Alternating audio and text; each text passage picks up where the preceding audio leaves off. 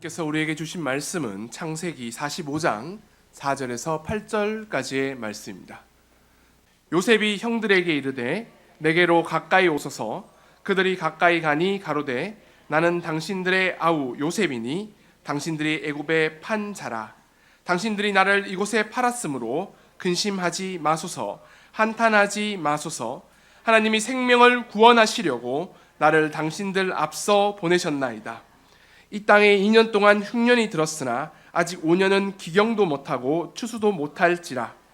하나님이 큰 구원으로 당신들의 생명을 보존하고 당신들의 후손을 세상에 두시려고 나를 당신들 앞서 보내셨나니 그런즉 나를 이리로 보낸 자는 당신들이 아니요 하나님이시라.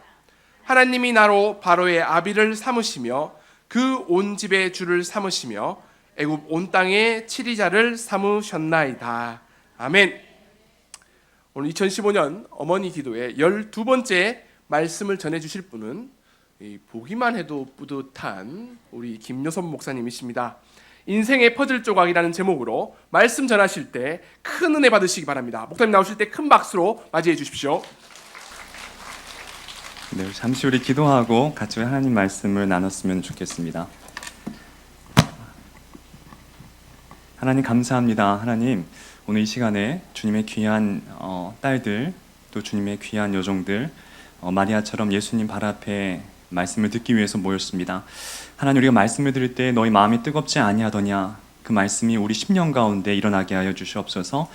한 말씀, 한 단어, 한 이야기들이 어느 것 하나 흩어버리는 것이 아니라 마음속에 새겨지고 그 말씀 가지고 주님 바라보고 살아갈 수 있는 큰 믿음을 더하여 주시옵소서. 어머니의 기도는 하나님 소멸되지 않습니다. 공중에 흩날리지 않습니다.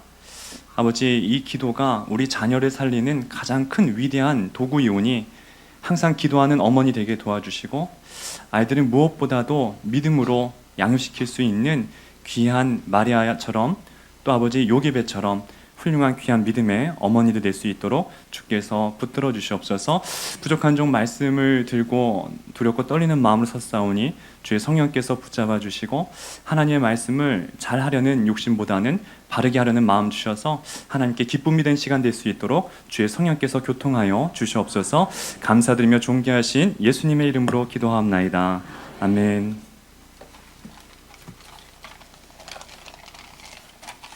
이렇게 말씀을 어머니 기도에 이렇게 제가 3월 달에 이렇게 부탁을 받았을 때 가장 이제 제가 새벽기도, 수요 예배, 금요 철야, 주일 말씀 여러 가지 이렇게 말씀의 종류가 있는데요. 항상 느끼는 거지만 어머니 기도회가 가장 어려워요. 어렵고 절대 녹록하지가 않습니다. 쉽지가 않죠. 왜냐하면 우선 저는 아직 결혼을 안 해봤기 때문에 제가 자녀들을 위한 말씀, 어머니들을 위한 말씀을 한다는 것은 정말 어불성설이고요. 저는 이렇게 자녀에게 어떻게 했으면 좋겠습니다라고 권면할 어떤 자격이 먼저 되질 않습니다. 그럼에도 불구하고 또 우리 이상순 목사님이 이렇게 등치가 좋으시잖아요. 제가 이렇게 후배지만 또 말씀하셨길래 또 순종하는 마음으로 제가 한 4년 만에 쓴 것 같습니다. 그래서 어떤 말씀을 전할까 하다가 그냥 제가 제일 좋아하고 또 가장 제 딴에는 자신 있고 또 그런 말씀을 이렇게 한번 준비를 했어요. 요셉 이야기를 굉장히 좋아해요. 저의 이름을 지으신 분이 우리 목사님, 제가 예전 모교회 목사님께서 저를 요셉처럼 살라고. 근데 그 당시에는 이제 한자 이름이 셉이란 한자가 없어요. 그래서 이제 섭으로 이렇게 바꿔서 이렇게 명해 주셨죠. 그렇게 살라고 말씀하신 거죠. 물론 그렇게 살지는 못합니다. 근데 이제 항상 마음속에 동경함이 있었어요. 저희 워너비였어요. 되고 싶다. 저런 모습으로 살고 싶다. 그런 마음속에 꿈과 비전을 이렇게 품게 되었죠. 그래서 참 요셉에 관련된 책은 제가 미국에 있을 때든지 한국에 있을 때든지 다 샀던 것 같아요. 집에 굉장히 요셉에 관련된 책이 많이 있어요. 너무 좋아하다 보니까 관심을 갖게 되었던 것이죠.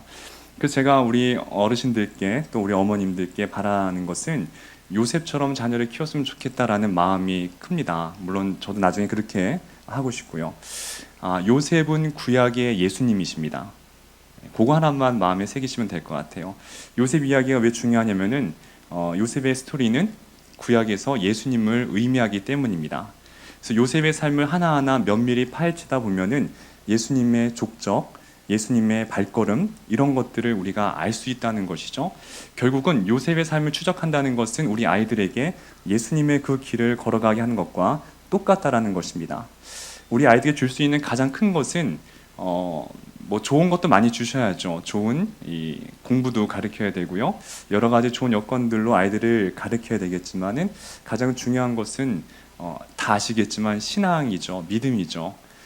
믿음이 있으면 아이들이 뭐 공부를 하든 뭐 운동을 하든 예술을 하든 모든 것들을 다 자기가 비전을 갖고 품고 나아갈 수가 있다는 것입니다. 그래서 우리가 이 아침에도 같이 자녀들을 위해서 기도하는 마음으로 함께 말씀을 묵상했으면 좋겠습니다. 나가사키 겐메이라는 이 디자이너가 계세요. 그분이 그런 말씀을 하셨어요. 이렇게 가구 이렇게 이런 디자인 하시는 분인데 자신은 새로운 것을 디자인하지 않습니다. 단지 오래된 것의 가치를 디자인할 뿐입니다라고 얘기했어요. 무슨 말이냐? 이분은 이렇게 새로운 가구를 만드는 것이 아니라 새로운 제품을 만드는 것이 아니라 재활용을 해서 새롭게 만드시는 그런 예술가세요. 디자이너세요. 옛날 것들을 다 쓸모없는 것들을 그런 것들을 모아다가 새롭게 재창조하는 것이죠. 이 말씀 드린 이유는 제 말씀 가운데는 제 것은 없어요. 저는 다 훌륭하신 목사님들의 책을 통해서 제가 제 가슴 속에 벼락같이 다가왔던 문장들 그리고 시들 뭐 영화들 이런 것들을 제가 잘 제안해서 소화시켜서 여러분과 함께 나누고 싶다는 생각이 들었습니다. 그래서 이 중에 좋은 글이 있으면 마음에 새기시고 저건 별로다 싶은 것은 그냥 넘어가시면 됩니다. 그래서 편안하게 같이 말씀을 들었으면 좋겠습니다. 근래 읽었던 책 가운데 감명 깊게 읽었던 책이 우리 김혜남 님께서 지은 오늘 내가 사는 게 재미있는 이유라는 책이 있어요. 김혜남 이분은 정신과 전문 의시죠. 근데 아이러니하게도 이분은 파킨슨병에 걸리셨습니다. 파킨슨병 우리가 이렇게 익숙하지 않을 수 있는데요. 이런 겁니다. 만약에 누군가가 이런 증세가 뭐냐라고 묻는다면 이분은 말씀하십니다. 밧줄로 몸을 꽁꽁 묶은 다음에 한번 움직여 보십시오. 그것이 바로 파킨슨병에 걸린 사람의 모습이라는 것이에요. 다리를 움직일 수가 없습니다. 그러니까 다리를 끌고 가셔야 돼요. 그리고 글씨를 쓸 수가 없어요. 점점 글씨가 작아진다고 합니다. 힘이 없으니까. 이게 도파민이라는 이 뇌에 있는 물질의 어떤 이 손상이 돼서 기능이 마비가 되는 것이죠. 말을 할 수가 없고 움직일 수가 없고 우울증이 오고 치매가 생기고 이 현대 의학으로는 그것을 고칠 수 있는 방법이 아직까지는 없다라고 합니다. 그냥 도파민 이 복용제 이 약을 통해서 그걸 지연시키고 간간히 통증에서 벗어나게 하는 수밖에 없다라는 것이죠. 의사입니다. 의사가 그런 불치병에 걸렸을 때 마음이 어땠을까요?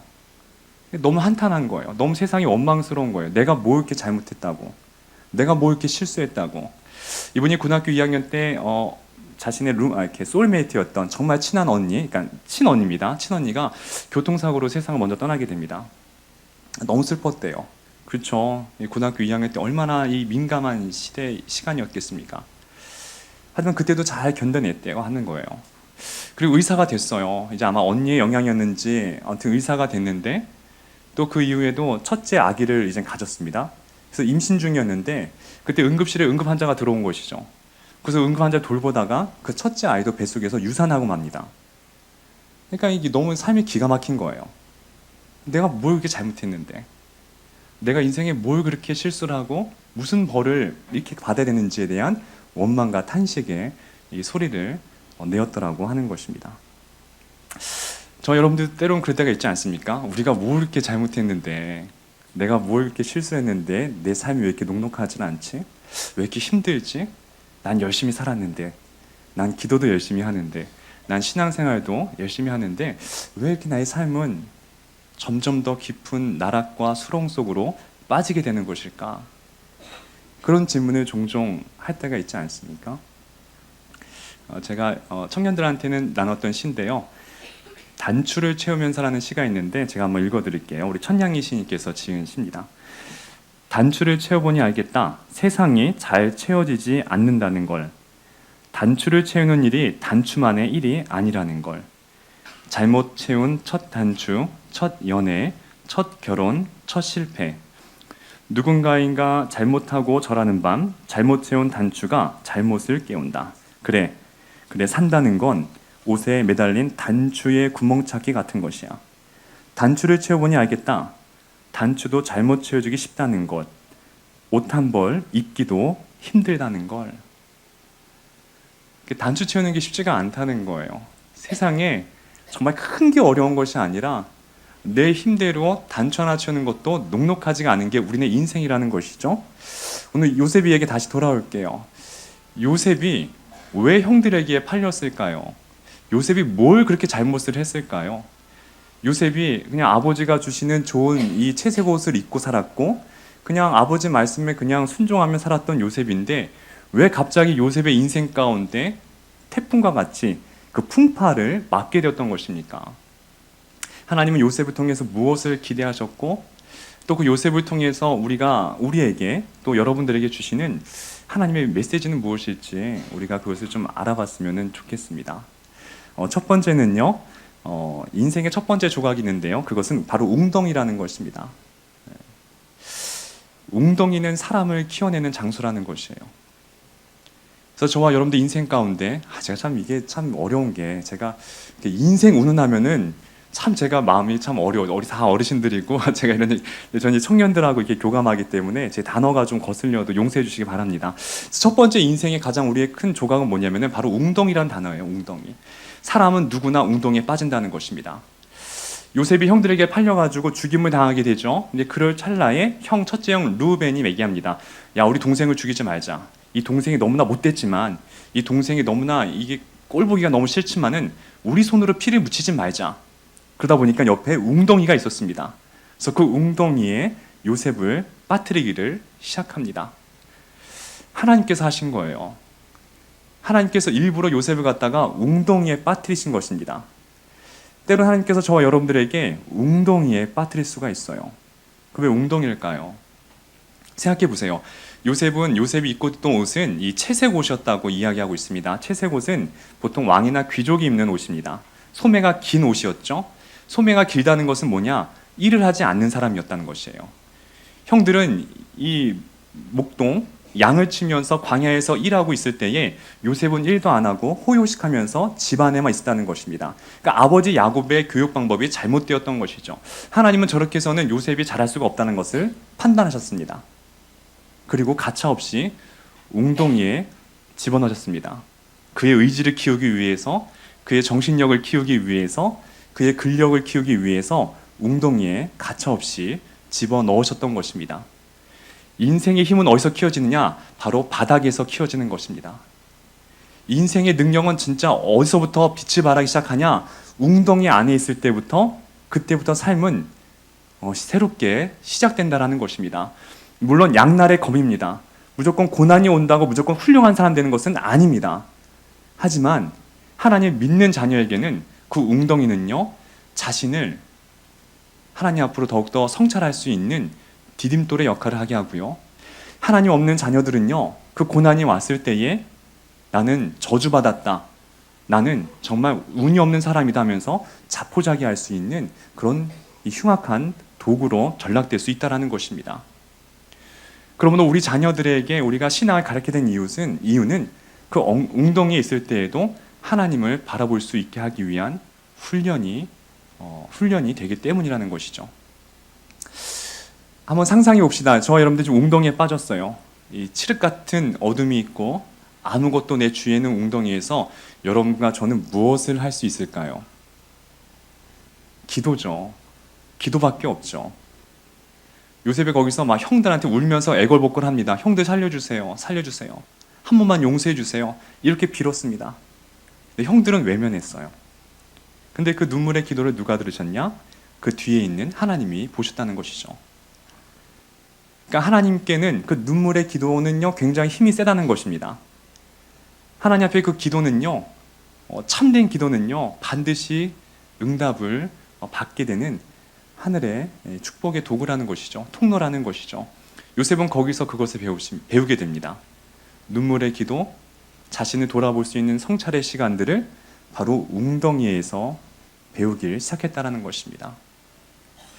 야곱도 마찬가지예요. 사실 그 아버지 야곱도 원래 이 리브가가 얼마나 사랑했습니까? 사실 야곱이 요셉을 사랑한 것과 또 그의 할머니 리브가가 야곱을 사랑했던 것은 그 자신의 사랑을 그 자녀 속에 투영했기 때문에 바로 그 사랑이 이루어진 것인데요. 나쁜 것은 아닙니다. 하지만 그들은 너무나 의지를 약하게 키웠다는 것이 그것이 문제였어요. 하나님이 그걸 아셨고 야곱도 정말 형 에서와의 어떤 불화를 통해서 어떻게 합니까? 광야로 내쫓게 합니다. 그래서 14년, 20년 동안 라반의 집에서 죽을 만큼 고생하고 돌아오지 않습니까? 하나님이 왜 고생을 시켰을까요? 바로 야곱의 정신력, 그의 의지, 그의 삶의 목적을 바르게 잡기 위해서 그렇게 보냈다는 것입니다. 그러니까 하나님의 방법은요, 똑같다는 것이에요. 그 아버지 야곱도 그렇게 교육을 시켰고요. 그의 아들 요셉도 절대로 호강하면서 키우질 않으셨다라는 것입니다. 그래서 우리 자녀들이 이렇게 좀 알았으면 좋겠어요. 태어날 때 우리가 환경이 어려울 수 있어요. 어떤 친구는 금수저를 물고 나올 수 있지만 어떤 친구는 부모님도 안 계실 수 있고요. 혹은 가난할 수 있고요. 못 배울 수 있습니다. 괜찮아요. 그것을 웅덩이 삼아서 그 안에서 눈물의 기도를 하나님께 올려드린다면 그 자녀가 요셉이 되는 거예요. 그 자녀가 하나님 앞에 존귀하게 쓰임받는 것이에요. 환경을 탓하는 것은 정말 아둔한 것입니다. 우리 자녀에게 가르쳐줬으면 좋겠어요. 그건 양날의 검이다. 있다고 성공하는 거 아니다. 다 말했을 때 부모님이 다 이뤄주는 것, 그거 절대로 축복이 아니다. 그럼 아이들의 의지가 약해진다.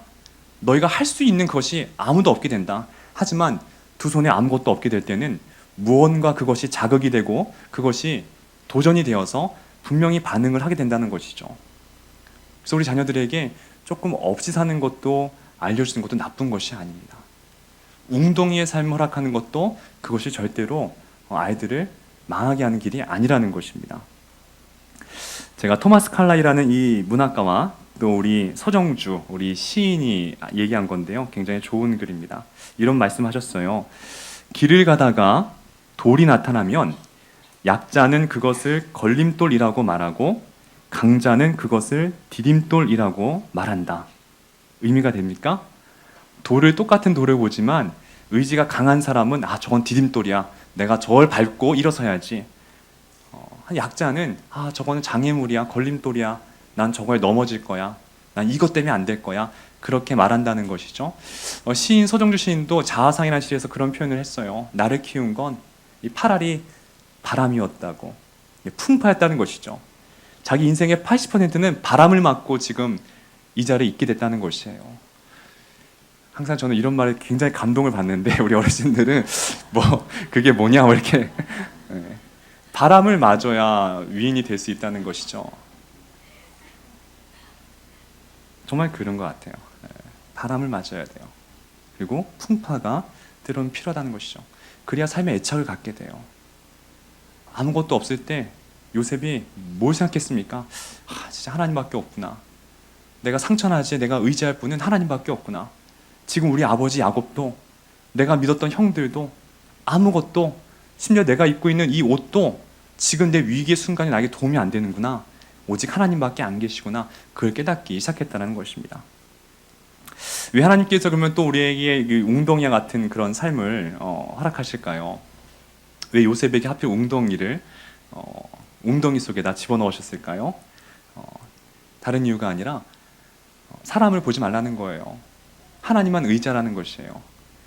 이제 막 찾아봤겠죠. 웅덩이 안에 뭐가 있을까? 먹을 것이라도 떨어져 있을까? 물이라도 있을까? 동서남북 아무리 뒤져보아도 아무것도 없는 흙밖에 없는 곳이죠. 그 다음부터 이 요셉은 하늘을 보게 됩니다. 이제 웅덩이에 그 조그맣게 빛이 들어오는 그 입구를 쳐다보게 되는 것이죠. 하나님 말씀하시는 거예요. 자꾸 너는 하늘을 보라는 것이에요. 하늘에 있는 나를 보라는 것이에요. 자꾸 사람 의지하지 말라는 것이에요. 아버지 의지하지 말라는 것이에요. 아버지의 유산을 의지하지 말고 주의 형들을 의지하지 말고 언제나 너의 시선은 나에게만 고정을 시켜라라는 하나님의 메시지가 거기에 담겨 있다라는 것입니다. 요셉이 유약했어요. 좀 약간 우유부단한 면도 있었고 그래서 사람을 많이 의지합니다. 그 대목을 알 수 있는 것이 그가 이제는 감옥에 나중에 갇히게 되지 않습니까? 근데 그때 술 맡은 관원, 떡 맡은 관원 두 사람 만나게 됩니다. 그들의 꿈을 해석을 해주고요. 술 맡은 관원은 다시 복직을 하게 되지 않습니까? 그때 요셉이 술 맡은 관원에게 이런 이야기를 했습니다. 창세기 40장 14절인데요. 당신이 잘 되시거든 나를 생각하고 내게 은혜를 베풀어서 내 사정을 바로에게 아뢰어 이 집에서 나를 건져 주소서. 술 맡은 관원장이 요셉을 기억하지 못하고 그를 잊었더라. 그러니까 요셉이 이 상황 속에서도 아직까지 사람을 의지하는 그런 냄새가 난다는 것이죠. 물론 그럴 수 있어요. 근데 하지만 요셉은 항상 하나님은 온전한 믿음을 좋아하셨거든요. 근데 끝까지 약간 요셉은 좀 인간적인 어떤 그런 나의 구원의 이 실을 잡기 위해서 노력을 했다라는 것입니다. 하나님이 그것을 철저히 처단시킵니다. 요셉이 또 보디발의 이 신임을 얻어서 그 보디발의 집에서 이 총무를 역할하지 않습니까? 모든 걸 맡겼어요. 물질도 맡겼고 다 맡겼습니다. 그러니까 요셉은 잘 살게 되었다는 것이에요. 앞으로는 굶어 죽을 일은 없었고요. 그가 고생하면서 이제 뭐 노후도 보장된 삶이었습니다. 근데 하나님이 그걸 원치 않으셨어요. 거기서도 하나님을 떠나게 하십니다. 제가 목회를 하다 보니까요, 이제 뭐 제가 너무 연소해서 이 목회를 하기엔 이제 막 시작을 하는데 어려운 게 뭔가 봤더니 관계가 제일 어렵더라고요. 근데 제일 아픈 게 뭐냐면은 헤어질 때예요. 예기치 않게 떠나갈 때. 정말 슬퍼요. 저도 많이 울었어요. 제 사랑하는 청년이, 제 사랑을 댓글 있는 제자가 멀리 떠나게 될 때. 너무 원망을 했어요. 사실은 원망도 되죠. 야, 내가 너한테 얼마나 이렇게 잘했는데. 그런 야속한 마음이 드는 거예요, 인간적으로요. 고민하고 있다가 하나님이 어떤 책을 통해 저에게 말씀을 주신 거예요. 그게 뭐였냐면은 목사님이 쓰신 글인데 사람의 만남 가운데도 유통기한이 있다는 것이었어요. 저는 진짜 근데 되게 은혜를 받았어요. 그래서 익스파이어라고 하는데요. 우리 음식에 보면 뒤에 막 익스파이어에서 날짜 2015년 몇월 며칠 있다고 했잖아요. 관계에도 유통기한이 있다는 것이에요. 만료 기간이 있다는 것이에요. 근데 제가 그 글을 읽고 제가 울었어요. 하나님 분명히 저에게 준 메시지였거든요. 하시는 말씀이 너 사람 의지하지 마라. 그 말씀 주시는 거예요. 너 언제까지 사람 바라보고 살 거냐.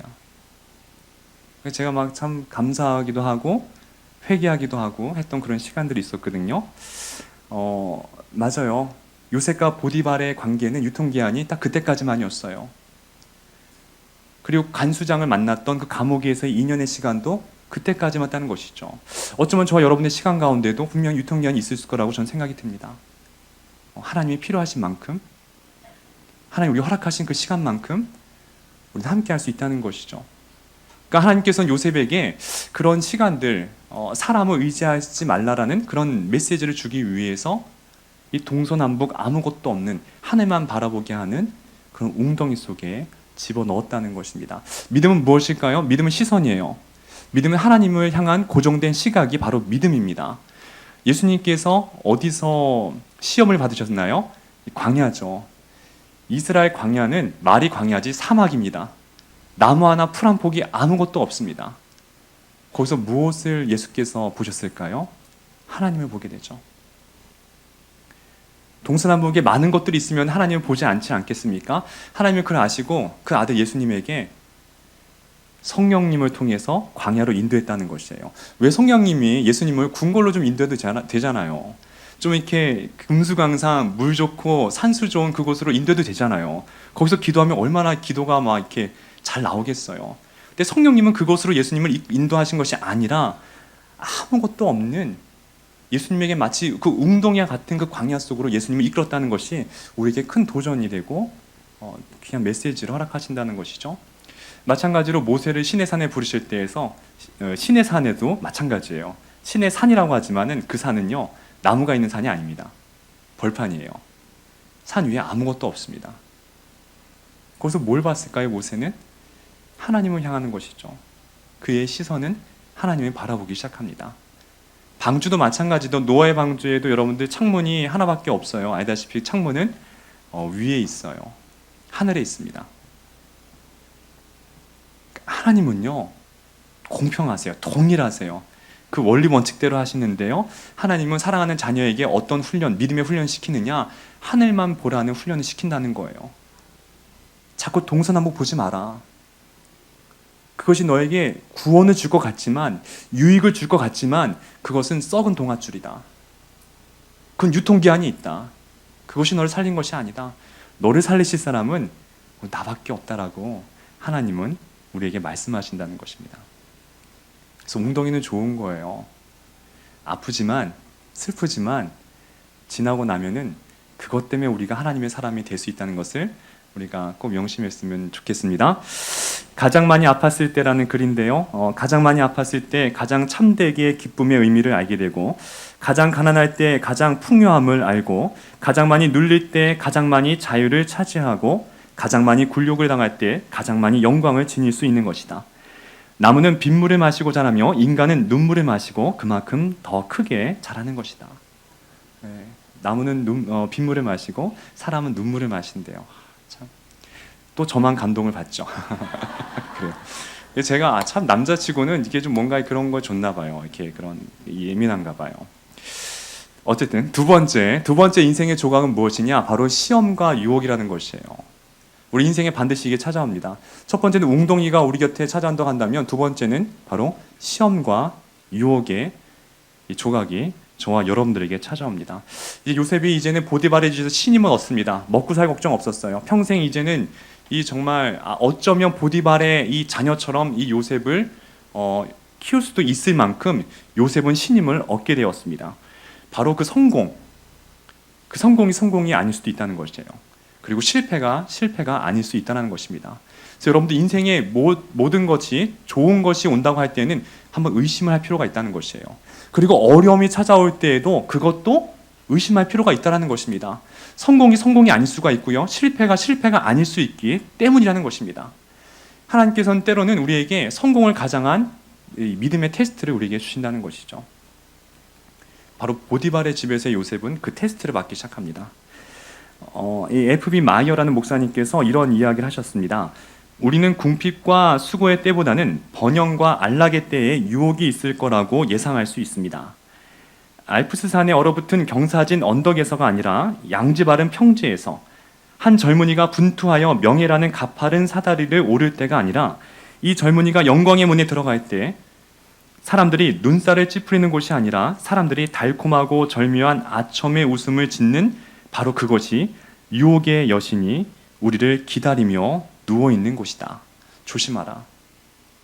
알프스산에 올라갈 때는요, 여러분들 마음에 긴장하잖아요. 저 산에 올라가야 돼. 얼마나 이 영민한 마음으로 올라가겠습니까? 하지만 평지에 있을 때는요, 그런 마음이 없잖아요. 경계심을 풀게 되지 않겠습니까? 그걸 조심하라는 이야기예요. 제가 유혹에 대해서 제가 잠깐 재미있는 이야기인데요. 그냥 이건 조 목사님 안 계시네. 있어야 되는데. 조 목사님 저에게 이 독거노인이라는 별명을 지어줬어요. 제가 아직 나이도 있는데 결혼도 못하고 있다고 놀리는 거죠. 근데 한번 저에게 또 그러는 거예요. 목사님, 부록의 뜻이 무엇인지 아십니까? 그러는 거예요. 부록. 그래서 뭐 다 알잖아요. 우리는 공자님 말씀하신 거고, 사람의 나이가 40이 되면 어떤 유혹에도 흔들리지 않는다. 제가 멋있게 대답했죠. 근데 목사님 그러는 거예요. 목사님, 그게 아니에요. 마흔이 되면은 아무도 그 사람을 유혹하지 않는다는 거예요. 그래서 목사님, 내년 되면 아무도 유혹하지 않을 거예요. 이제 뭐 그런 얘기를, 저희 되게 친해요. 농담으로 하는 이야기인데요. 마흔이 되면 정말 유혹을 안 받는 것 같습니다. 좀 좋은 것 같아요. 자, 근데 요셉의 이야기 다시 돌아와서 요셉이 보디발의 아내에게 유혹을 받습니다. 그죠? 근데 그때 나이가 27살이었어요. 성경에 보면은 요셉이 되게 준수했다라고 나와 있어요. 근데 성경에서 요셉이 아름답고 용모가 빼어났다는 얘기를 네 사람에게만 성경에 단지 이야기합니다. 그 첫 번째 요셉이었고요. 두 번째가 다윗이었어요. 그리고 사울 왕이 그랬고요. 압살롬, 다윗의 아들 압살롬. 성경 이 네 명만이 성경에서 이렇게 선정한 이 미남들이었어요. 근데 생각해 보세요. 이 아버지 야곱이 라헬을 얼마나 사랑했습니까? 그러니까 라헬이 굉장히 아름다웠던 것 같아요. 그 라헬에 닮고 또 이 아버지 야곱이 힘이 얼마나 좋았던지 천사와 씨름하지 않습니까? 그러니까 요셉은요, 만약에 어머니의 그 미모를 닮고 아버지의 체격을 닮았다면은 분명히 준수한 청년이었을 것 같습니다. 그런 그 요셉을 보디발의 아내가 이렇게 유혹을 하기 시작하죠. 이제 하나님의 테스트가 시작이 됩니다. 이 보디발은 우리가 알다시피 이 왕의 최측근 경호원이었어요. 근데 어떤 학자는 그러는 거예요. 이 왕의 측근이기 때문에 혹시 왕의 이 궁녀와 이렇게 접촉을 금하기 위해서 넷이 환관을 임명했을 것이다. 그래서 보디발은 아마 넷이었을 것이다 라고 주장하는 학자도 있습니다. 그게 아니더라도 이 보디발은 항상 24시간 왕 곁에 있어야만 됐어요. 그러니까 이 보디발의 아내가 이 남편을 보지 못하니 마음속에 얼마나 외로움이 있었겠습니까? 그것도 분명히 이 보디발의 잘못도 있는 것 같습니다. 근데 요셉이 거기서 이제는 자꾸 유혹을 물리치려고 노력하는 것이죠. 그게 하나님 보신 가장 아름다운 모습으로 보였던 것입니다. 창세기 39장 이 9절 말씀인데요. 요셉이 보디발의 아내에게 이렇게 천명합니다. 이 집에는 나보다 큰 이가 없으며 주인이 아무것도 내게 금하지 아니하였어도 금한 것은 당신뿐이오니 당신은 그의 아내입니다. 그런즉 내가 어찌 이 큰 악을 행하여 하나님께 죄를 지으리이까. 두 가지 이유로 그는 그 죄악에서 벗어나는데요. 유혹에서 이겨내는데요. 첫 번째는 주인에 대한 은혜였죠. 이 사람에 대한 은혜. 어떻게 우리 부모님 보면서 내가 죄를 질 수 있을까? 어떻게 날 기대하는 사람들을 위해서 내가 허물을 가질 수가 있을까? 그 사람에 대한 기대가 요셉으로 하여금 시험을 이길 수 있는 용기를 주었고요. 두 번째는 아까 얘기했다시피 하나님이 보시는데 내가 어떻게 죄를 질 수 있냐는 것이죠. 하나님에 대한 그 시선이 요셉은 항상 놓치질 않고 있었다는 것입니다. 이 이야기인데요. 그러자 이제 이 설화 가운데 이런 이야기가 있어요. 그러자 이 보디발의 아내가 그 방에 있던 이 우상 신이 있었대요. 치마를 벗어서 그 우상 신을 이렇게 딱 가렸다는 거예요. 자, 됐지? 그러면서 말하기를 너의 신은 이제 보지 못할 거야. 이렇게 말했다는 것이에요. 근데 요셉이 또 이렇게 얘기했다고 합니다. 하지만 하나님은 보고 계십니다. 라고 얘기했다는 것이에요. 그렇게 눈을 그 우상에 가렸다고 그 신이 못 보는 건 아니겠죠. 그렇죠? 요셉의 시각에는 하나님은 무소부재하시고 어디에도 계시고 내 안에도 계신 하나님이기 때문에 항상 나를 지켜보십니다. 라고 얘기했다는 것이죠. 우리 자녀들과 저 여러분들에게도 그런 돈의 유혹이든지 혹은 만남의 유혹이든지 어떤 물질 앞에 혹은 권력과 자랑 앞에 그런 유혹이 올 수 있다는 것입니다. 하나님 우리에게 그런 믿음의 테스트를 시험을 하신 이유는 바로 시험을 이겨낼 때 우리의 믿음이 성장하기 때문입니다. 그래서 주시는 거예요. 아브라함에게 이삭을 바치라고 했던 이유는 하나님이 짓궂으셔가 아니라 그걸 통해서 아브라함은 자신의 믿음을 다시 한번 알 수가 있었어요. 그래서 시험을 이겨내면 여러분들 영이 강해집니다. 시험을 이겨내면은 믿음이 성숙하게 된다는 것이에요. 어떤 것이든 하나님 반드시 그 시험에 대한 대가를 우리에게 상급을 주시는데요. 그 유혹과 시험을 이기게 되면은 하나님이 정말 큰 믿음을 주세요. 놀라운 믿음을 주신다는 것이죠. 그래서 우리에게 때론 시험이 왔을 때에 나에게 왜 어려움을 주실까 이러지 마시고 내가 이걸 이겨냈을 때 주실 하나님의 믿음의 상급을 바라보시는 것이 그것이 맞다라는 것입니다. 자, 근데 여기서 우리가 주의할 것은 뭐냐면요. 요셉이 거기서 시험을 잘 견뎌냈을 때에 바로 즉각적인 뭔가 축복이 있어야 되는데 그는 어떻게 됩니까? 더 나락으로 떨어졌다는 것이에요. 그래서 여러분들 믿음은요 착시 현상이 좀 있어요. 이거를 잘 감지하셔야 돼요. 믿음 생활 하는데 무언가 눈에 보이게 더 안 좋아 보일 수 있다는 것이에요. 그건 착각이라는 것이죠. 그 현상만 보시고 판단해서는 절대로 안 된다는 것입니다. 제가 서두에 말씀드렸듯이 성공이 아닐 수가 있어요. 그리고 실패가 아닐 수가 있다는 것입니다. 요셉의 그 이야기 중에서 옷이 주는 이 의미가 굉장히 많은데요. 첫 번째 그의 옷은 채색 옷이었죠. 왕들이 입는 꽃가 옷이었어요. 근데 그가 이 벗겨지게 되고 무엇을 입습니까? 총리, 그러니까 총무의 옷, 그러니까 집사들, 일꾼의 옷을 입게 되지 않습니까? 또 거기서 그것도 보디발이 그 옷을 찢어버려가지고 감옥에 들어가서 죄수의 옷을 입게 됩니다. 요셉이 잘못했냐? 그런 게 아니었어요. 정말 잘했는데도 불구하고 점점 그의 삶은 나락으로 빠지는 거죠. 그의 옷도 점점 빛을 잃어가는 옷으로 바뀌어 입게 되었던 것이죠. 근데 그것이 아니었어요. 마지막에 하나님께서는 그에게 국무총리 옷을 입히시지 않습니까? 그러니까 그 중간은 잠시 착각이었다는 것이에요. 착시 현상이 우리에게 줄 수 있다는 것입니다. 그래서 여러분들 고난받을 때 우리가 기뻐할 것은 우리가 주의 윤례를 배우기 때문에 우리가 기뻐할 수 있어야 된다는 것입니다. 잠깐 어려울 수 있어요. 신앙생활 하는데 더 어려울 수 있어요. 기도했는데 육체가 낫기는커녕 더 아파질 수도 때론 있습니다. 궁핍해서 기도했는데 수입이 더 들어올 줄 알았는데 더 어려울 수 있어요.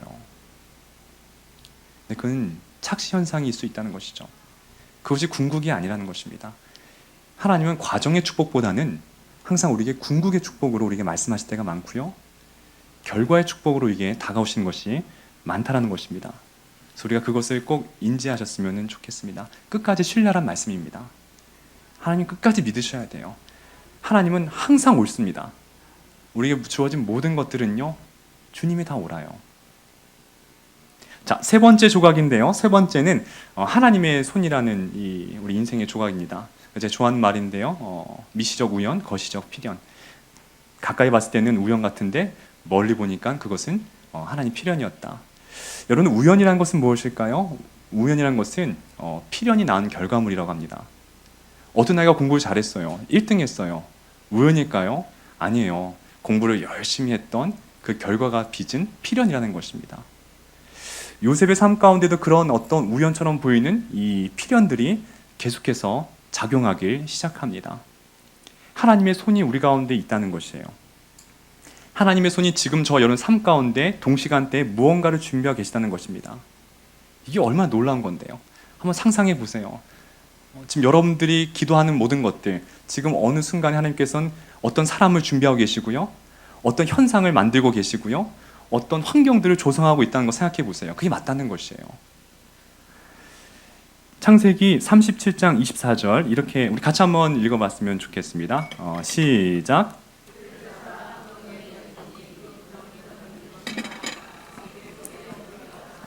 일전에 한번 제가 언급했었는데요. 이제 요셉을 구덩이에 집어넣을 때요, 하나님은 뭘 준비하시느냐? 빈 구덩이를 예비하시는 거예요. 그 당시에는 이제 그 속에 물이 담겨 있을 수 있었는데요. 그러니까 물이 있었던 구덩이도 많았어요. 근데 하나님이 준비하시는 것은 무엇이었냐? 바로 빈 구덩이를 준비하셨다는 것입니다. 동시간대라는 것이에요. 그러니까 하나님 무언가 우리에게 이끄실 때에는 항상 무언가 또 다른 것을 그때그때 준비하신다는 것이죠. 또 구덩이 속에 있을 때 우리가 요셉이 굶어 죽을 수 있잖아요. 근데 창세기 37장 25절에 또 이렇게 써 있네요. 그들이 앉아 음식을 먹다가 눈을 들어본즉 한 무리의 이스마엘 사람들이 길르앗에서 오는데 그 낙타들의 향품과 유향과 모략을 싣고 애굽으로 내려가는지라. 또 하나님의 그 웅덩이 속에 집어넣을 때에 마침 또 하나님 누굴 보내주십니까? 이스마엘 사람들을 또 보내주지 않습니까? 광야 속에서 사람 만나는 게 쉬울까요? 그게 빈번한 일일까요?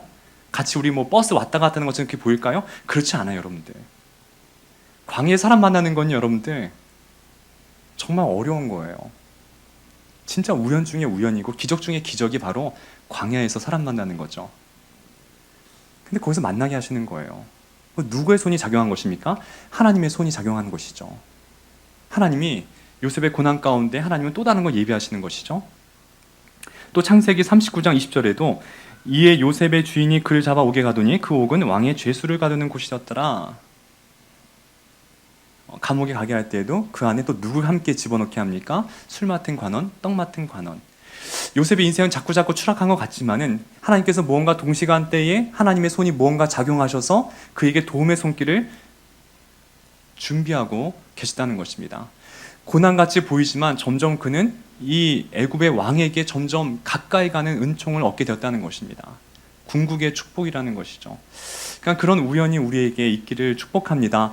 여러분들이 되어지는 모든 이 현상과 모든 것들 하나님께서는 반드시 합력해서 선으로 바꿔 주신다는 것입니다.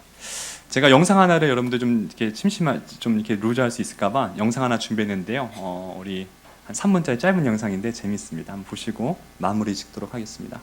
ออกมานี่เลยนะไอ้ขี้ขโมยไหนดูสิเอาอะไรไปออกมานี่ไปทำอะไรเนี่ยฮะถามว่าเอาไปทำอะไรเอาไปให้แม่ฮะ เจ๊แป๊บนึง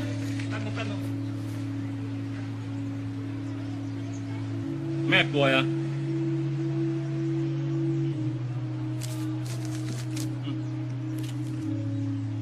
อย่าทำอย่างนี้อีกนะ หน่วยเกาเหลา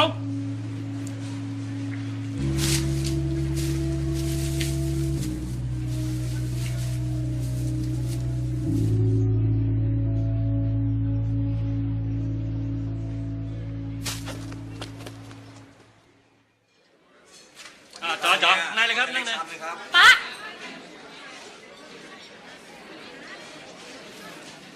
อ่ะจัดไปอ้าวสั่งมาเร็วต่ออะไร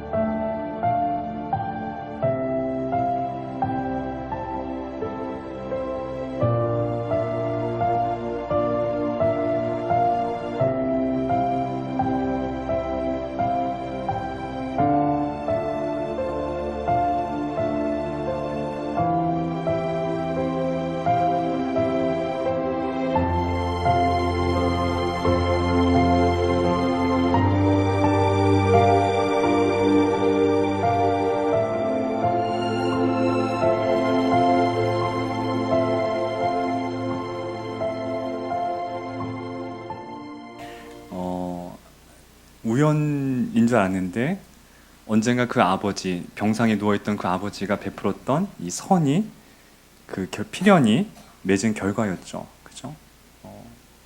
그러니까 인생은 그런 것 같아요. 정말 우리가 하나님 앞에 참 아름다운 모습 살게 되면은 그것이 우연처럼 우리에게 복으로 다가올 수 있다는 것입니다.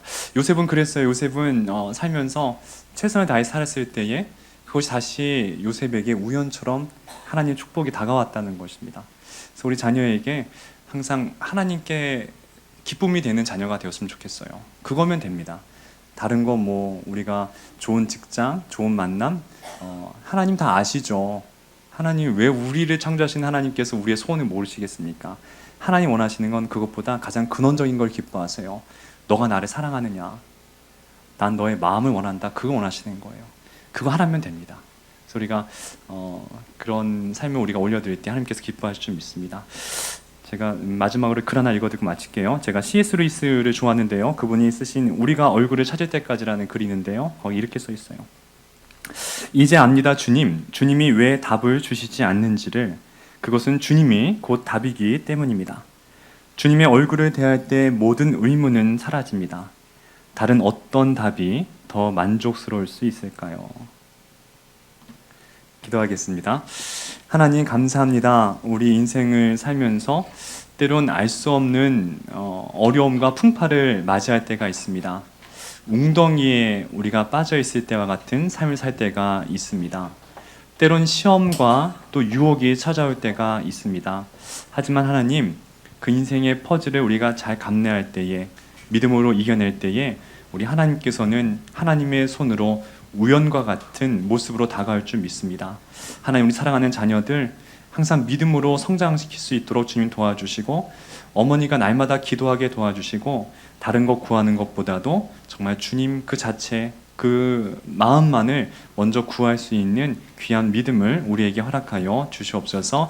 우리 어머니 기도회를 축복해 주시고, 이 스태프들을 축복해 주시고, 우리 이상수 목사님을 아버지의 도구 삼아서 거룩하게 구별시켜 주시고, 이 모임이 정말 한국 교회와 또 우리 자녀들을 살리는 존귀한 모임 될 수 있도록 주의 성령께서 날마다 힘주시고 능력 더하여 주시옵소서. 이제 아버지께 기도합니다. 주님, 우리의 기도가 하나라도 땅에 떨어지는 것이 아니라 주 앞에 아름답게 상달되는 그런 귀한 시간 될 수 있도록 주의 성령께서 함께 중보하여 주시옵소서. 감사드리며 존귀하신 예수님의 이름으로 기도하옵나이다.